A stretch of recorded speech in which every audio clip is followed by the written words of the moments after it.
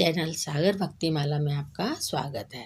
कार्तिक मास महात्म अध्याय 16। राजा पृथु देव ऋषि नारद जी से बोले कि यह तो आपने भगवान शिव की बड़ी विचित्र कथा सुनाई है। अब कृपा करके आप यह बताइए कि उस समय राहु उस पुरुष से छूटकर कहाँ गया। नारद जी बोले, उससे छूटने पर वह दूत बर्बर नाम से विख्यात हो गया और अपना नया जन्म पाकर वह धीरे धीरे जलंधर के पास पहुंच गया। उसने सारा वृतांत सुनाया। यह सुनकर दैत्यराज ने सब दैत्यों को और सेना को आज्ञा दी।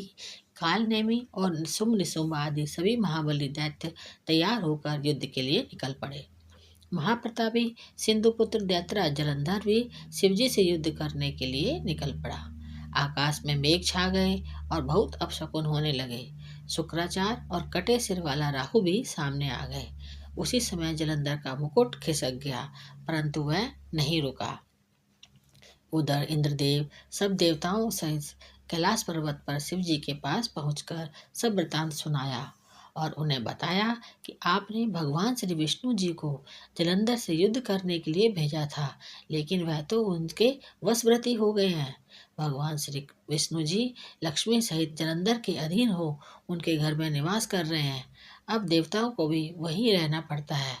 अब वह बलि सागर पुत्र आपसे युद्ध करने आ रहा है, इसलिए हमारी आपसे प्रार्थना है कि आप उसे मारकर हम सबकी रक्षा कीजिए। यह सुनकर शंकर जी ने भगवान श्री विष्णु जी को बुलाकर पूछा कि हे ऋषिकेश, आपने युद्ध में जलंधर का संहार क्यों नहीं किया और बैकुंठ छोड़कर आप उसके घर रहने के लिए कैसे चले गए। यह सुनकर भगवान श्री विष्णु जी ने हाथ जोड़कर नम्रता पूर्वक भगवान शंकर से कहा कि जलंधर को आपका अंशी और देवी लक्ष्मी का भ्राता होने के कारण मैंने उसका वध नहीं किया है। जलंधर बड़ा वीर और देवताओं से अजय है।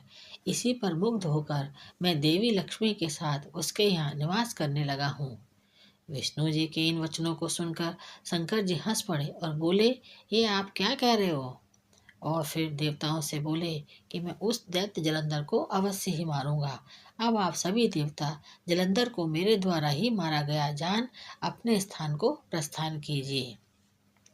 शंकर जी के ऐसे वचन सुनकर सब देवता संदेह रहित होकर अपने अपने स्थान को चले गए। पराक्रमी जलंधर अपनी विशाल सेना के साथ कैलाश पर्वत पर घोर सिंहनाद करने लगा। दैत्यों के नाद और कोलाहल को सुनकर शिवजी के नंदी आदि गणों को उससे युद्ध करने की आज्ञा प्रदान की और कैलाश पर्वत के समीप भीषण युद्ध होने लगा। दैत्य भी अनेकों प्रकार के अस्त्र शस्त्र बरसाने लगे।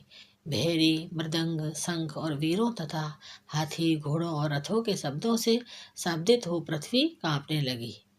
युद्ध में कटकर मरे हुए हाथी, घोड़े और योद्धाओं का पहाड़ लग गया। रक्त मांस का कीचड़ उत्पन्न हो गया। दैत्यों के आचार्य शुक्र जी अपने मृत संजीवनी विद्या से मरे हुए दैत्यों को जिलाने लगे। यह देख शिवजी के गण व्याकुल हो गए और उनके पास जाकर उन्हें यह सारा वृतांत सुनाया। यह सब सुनकर भगवान रुद्र के क्रोध की सीमा न रही। उसी समय उनके मुख से एक बड़ी भयंकर कृत्या उत्पन्न हुई, जिसकी दोनों जंघाएं ताल वृक्ष के समान थी। वह युद्ध भूमि में जा सब असुरों का चवन करने लग गई।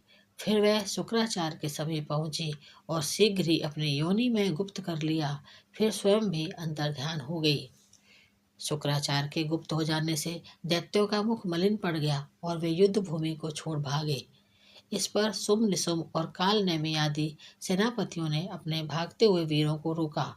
शिव जी के नंदी और उनके गणों, जिसमें भगवान श्री गणेश और स्वामी कार्तिकेय जी भी थे, शामिल थे। दैत्यों ने भीषण युद्ध करना आरंभ कर दिया। तो यह है कार्तिक मास महात्म अध्याय 16। मेरे चैनल को सब्सक्राइब जरूर करें।